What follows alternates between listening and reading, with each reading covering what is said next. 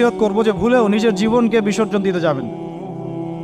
আল্লাহ রাব্বুল আলামিন আপনাদেরকে সৃষ্টি করেছেন তার ইবাদত করার জন্য এবং তার জমিনে তার দিনটাকে প্রতিষ্ঠা করার জন্য। হেলায় খেলায় আপনার জীবনটা নষ্ট করবেন না, ঠিক আছে ভাই? আল্লাহ পাক বোঝার তৌফিক দান করেন। তো কলম সৃষ্টি করার পরে কিয়ামত পর্যন্ত সব লেখা হয়ে গেছে। এখন আমাদের এই পৃথিবীতে তো মানুষ ছিল না, ছিল? এদিকে মনোযোগ দেন।